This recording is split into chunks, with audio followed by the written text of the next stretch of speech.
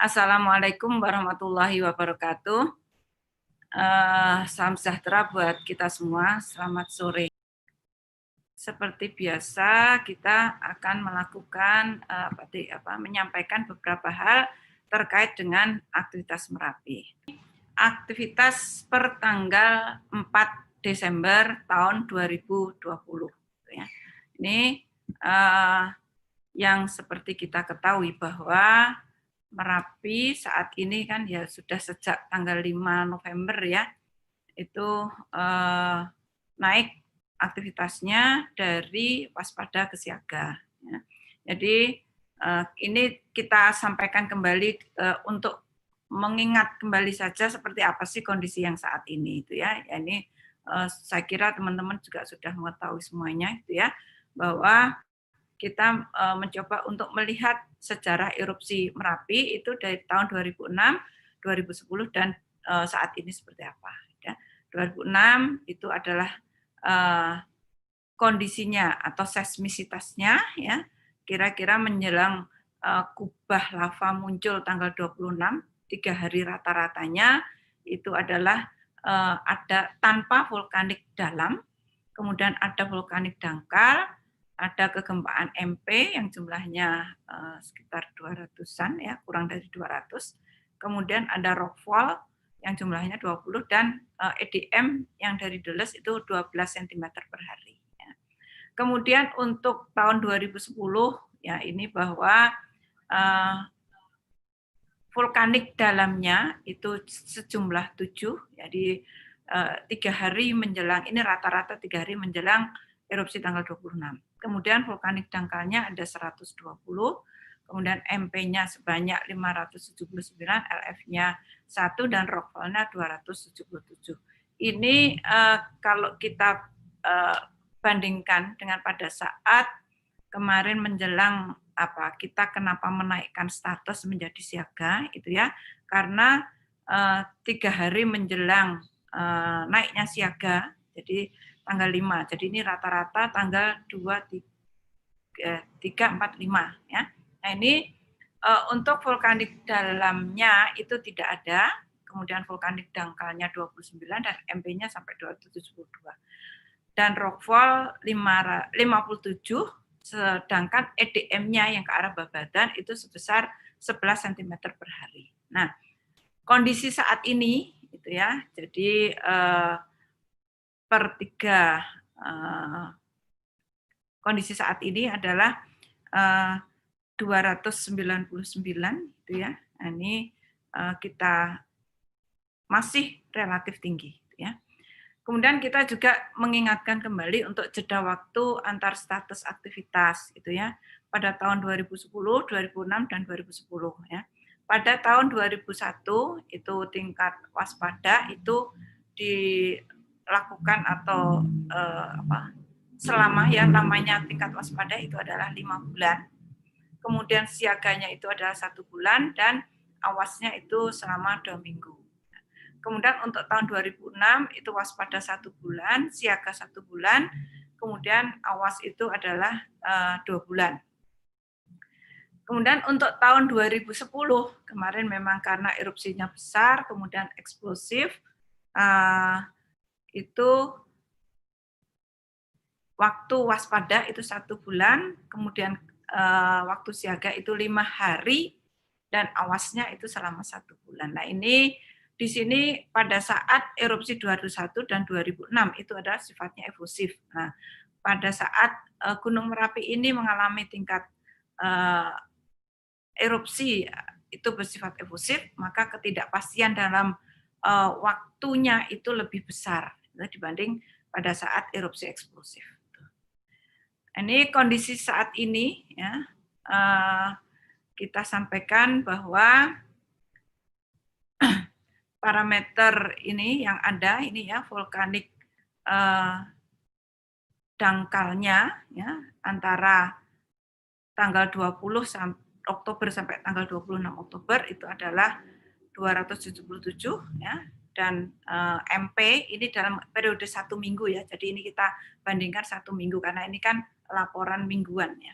Kemudian MP-nya itu sampai 240 2.464, Rockfall-nya 340, kemudian LF-nya 4, degassing-nya 541, EDM-nya 78.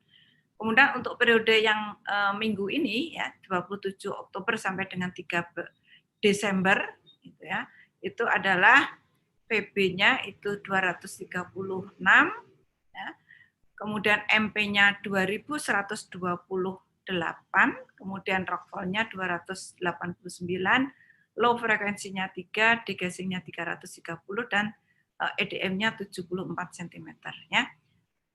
Secara mingguan data ini sedikit menurun. Namun demikian ini masih dalam nilai yang fluktuatif tinggi. Ya. Jadi kalau kita melihat grafiknya ini ya memang grafik ini adalah naik turun ya, naik lagi turun lagi, naik lagi turun lagi. Nah ini artinya bahwa memang ada penurunan tetapi ini masih tinggi ya. Kalau kita lihat secara trennya ini adalah masih datar dengan nilai yang tinggi gitu ya.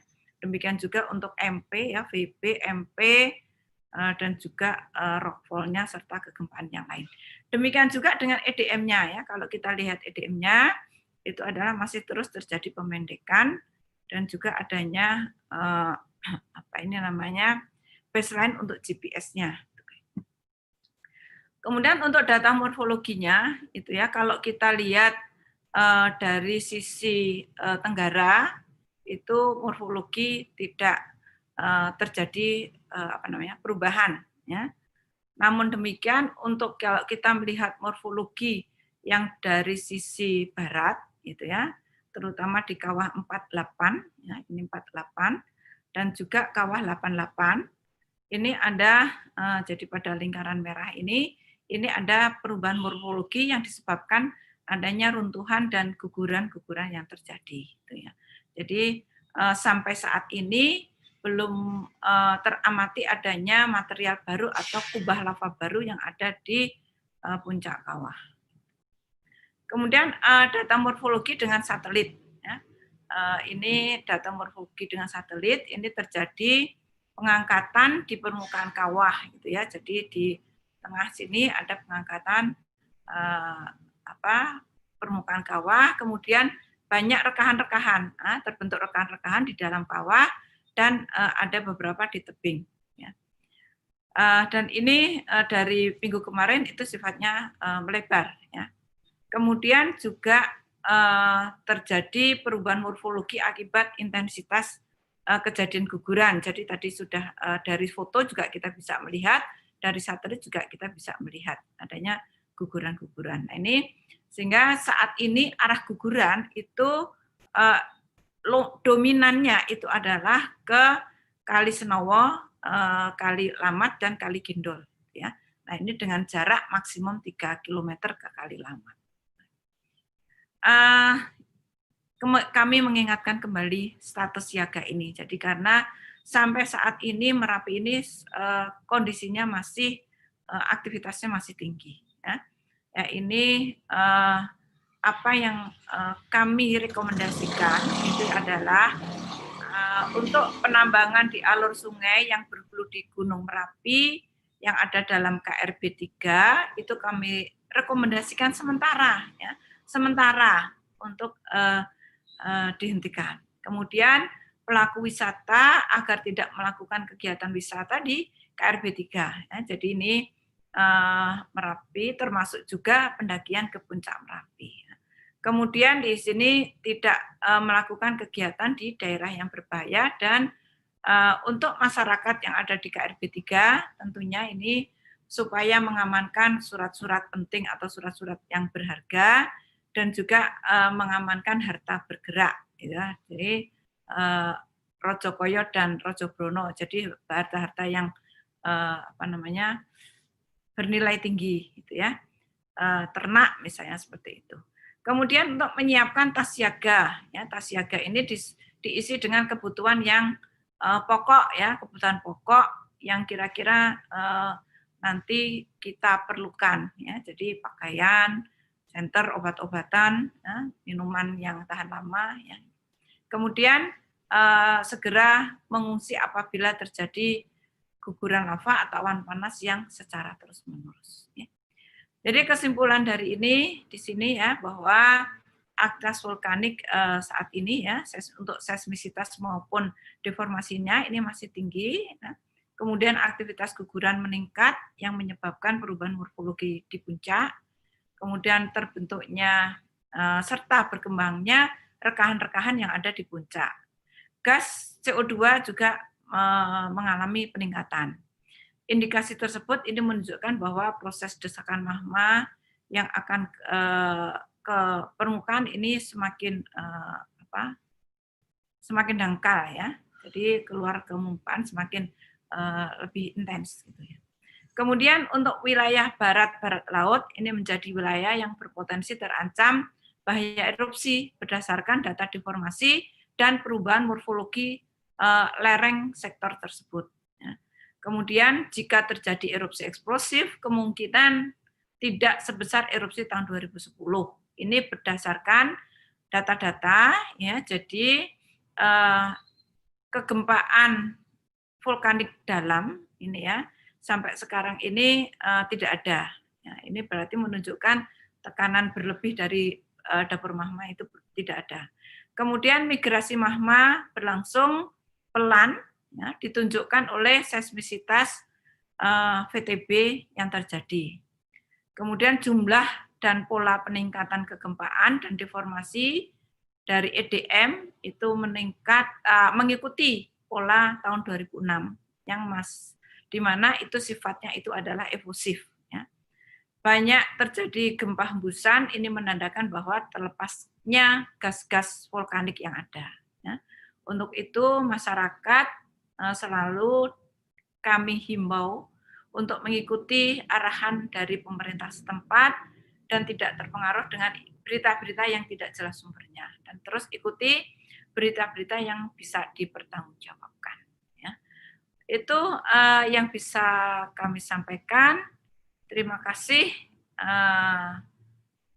telah mengikuti informasi dari kami. Ya, izin Bu Ani, Pak Agus, selamat sore. Mungkin ada dua pertanyaan Bu Ani. Pertama yang soal rekahan kawah ya, rekahan di kawah itu dampaknya apa sih Bu ke ancaman bahaya? Apakah akan artinya bahwa tebing-tebing kawah yang merekah itu kemudian menjadi lebih rawan longsor atau rawan runtuh atau seperti apa gitu. Pertama itu. Yang kedua tadi Bu Ani menggarisbawahi soal ancaman erupsi ke barat dan barat laut ya. Nah, apakah ini memang menjadi kemungkinan besar arah erupsinya akan ke sana atau kemungkinan ke selatan tenggara di bukaan kawah Kali Gendol itu juga masih mungkin terjadi gitu Bu, menegaskan saja. Terima kasih. Oke. Terima kasih Mas Haris. Untuk pertanyaan pertama, apakah dampaknya adanya rekahan-rekahan yang ada di puncak gitu ya, yang ada di tebing terutama ya. Terutama untuk yang di puncak mungkin belum terlalu sampai saat ini untuk rekahan yang ada itu indikasi bahwa adanya gerakan terus ke permukaan ya, magma ke permukaan. Kemudian untuk dampaknya ya, untuk yang di tebing-tebing ya tentunya memang kalau ada terus desakan ya karena ada rekahan ya memang tadi material itu kemungkinan akan runtuhnya itu akan ke arah sana gitu ya, di arah-arah kendaraan karena ini mengindikasikan lemahnya titik tersebut gitu. Kemudian untuk potensi ya.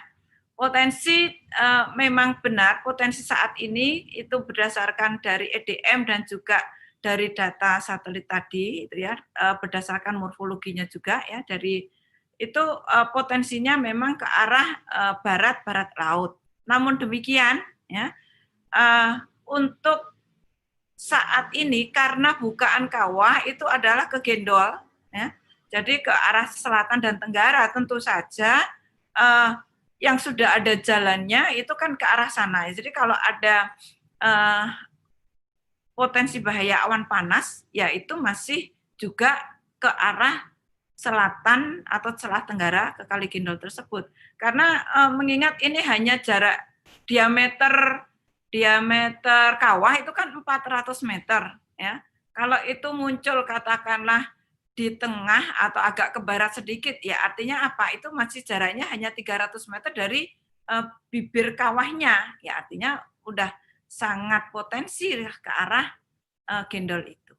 Kira-kira demikian Mas Haris. Ya, makasih.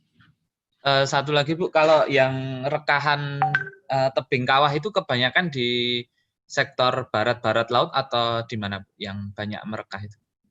Ya, tadi dari gambar tadi yang kita informasikan tadi itu memang ke arah barat-barat laut juga gitu. Jadi rekahan itu ada di barat-barat laut dan juga ada tadi yang di dalam kawah pun itu cenderung ada di barat-barat laut. Ya, jadi ini semua terkonfirm data EDM dan juga data rekahan-rekahan tadi. Terima kasih Bu Ani. Pertanyaan saya, ketika sekarang ini kan posisi Merapi sudah siaga, kemudian kalau melihat dari apa tadi yang dipaparkan bahwa hembusan-hembusan itu kan sudah mulai muncul gitu nih Bu.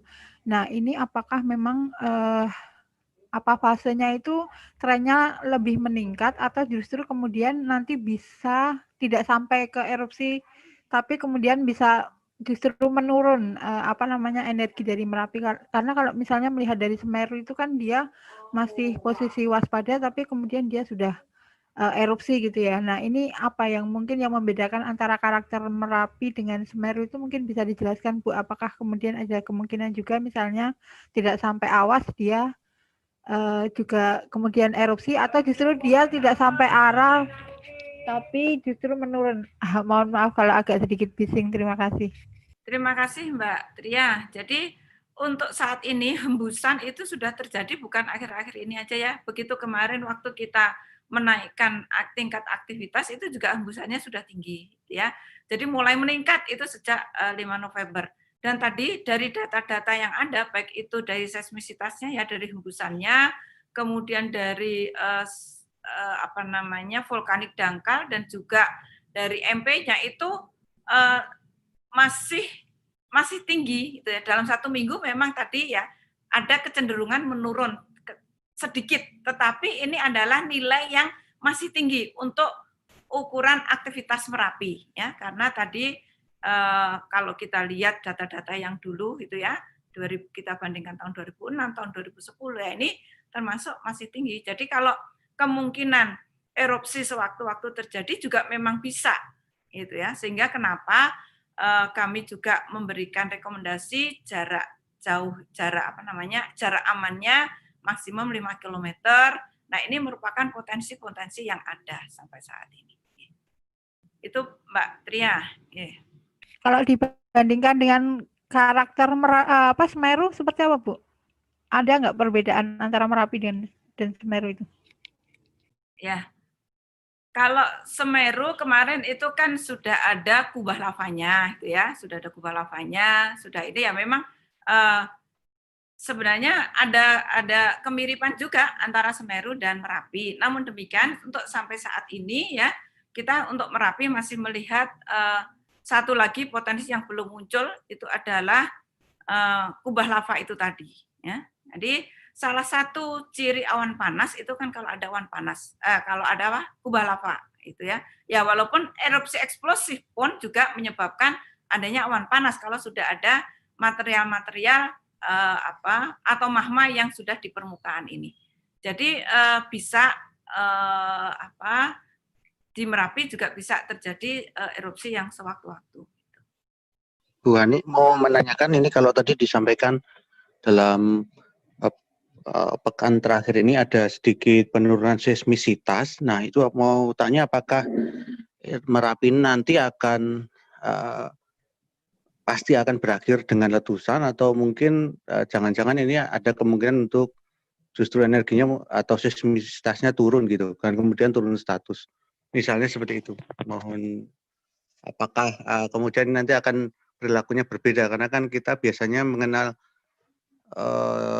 jargon gitu. Merapi tak pernah ingkar janji yang merujuk pada ini pasti akan berakhir dengan letusan. Itu saja Mas Budi, Bu Hani. Silakan Bu. Oke, makasih Mas Hendrawan. Jadi kalau melihat intensitasnya tadi sudah disampaikan, intensitasnya menurun sedikit, fluktuatif. Kalau lihat data-datanya tadi ya, naik turun, tapi turun fluktuatifnya ini fluktuatif masih tinggi, Mas Hendrawan ya. Tentunya nanti kalau akan menurun, kalau istilahnya tidak jadi erupsi, ya tentunya kita masih nunggu terus nih datanya, gitu ya. Ya nanti tidak dalam artian ya kalau sudah katakanlah ya mendekati seperti waspada, itu baru kita akan menurunkan status. Selama masih setinggi ini masih ada potensi untuk erupsi masih ada, gitu. Demikian kira-kira Mas Hendrawan, sudah terjawabkah? Ya, mungkin menambah keterangan Bu Ani tadi. Jadi kalau melihat grafiknya, itu kan memang kalau dilihat secara keseluruhan ya tidak menurun, justru itu menunjukkan memang tidak ada peningkatan yang tajam gitu loh. Jadi melihat grafiknya itu di sisi lain itu menunjukkan bahwa tidak ada peningkatan yang tajam sehingga probabilitas untuk aktivitas ini menerus seperti 2010 itu menjadi kecil. Cuman pola yang tadi yang tinggi tapi mendatar itu berarti sesuai dengan pola erupsi efusif seperti 2006. Dan nilai yang tinggi ini barangkali menunjukkan volumenya yang mungkin akan lebih besar dari 2006 seperti itu. Jadi sebenarnya sudah dijelaskan Bu Hani.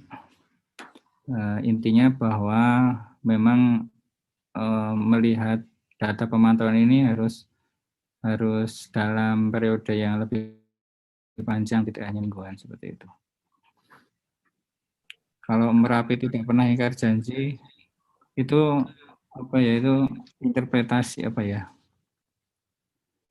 tafsirnya seperti itu ya, saya malah nggak tahu. Jadi janjinya itu waktu siaga gitu ya, terus harus jadi awas gitu ya.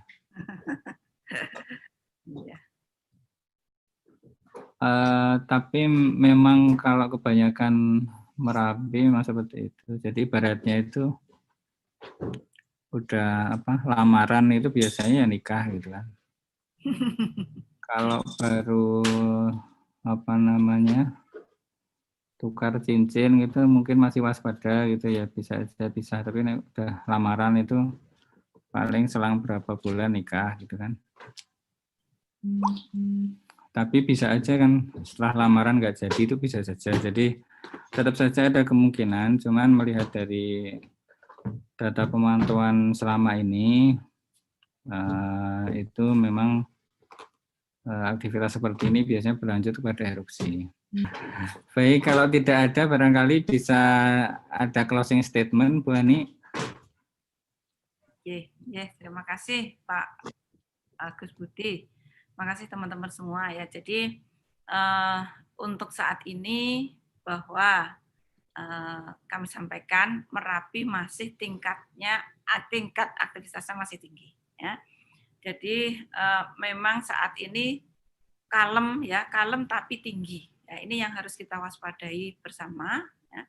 Mudah-mudahan nanti kita bisa bersama-sama untuk terus memantau Gunung Merapi ini. Nah, ini mengikuti istilahnya Pak Agus Budi aja saya ini. Jadi biarkan saat ini Merapi berekspresi katanya begitu ya. Jadi insya Allah nanti akan memberikan manfaat yang banyak buat kita setelah erupsi terjadi. Gitu ya. Ya kira-kira demikian dari kami. Terima kasih buat teman-teman semua yang telah mengikuti informasi aktivitas terkini Gunung Merapi. Salam teknologi mitigasi. Assalamualaikum warahmatullahi wabarakatuh.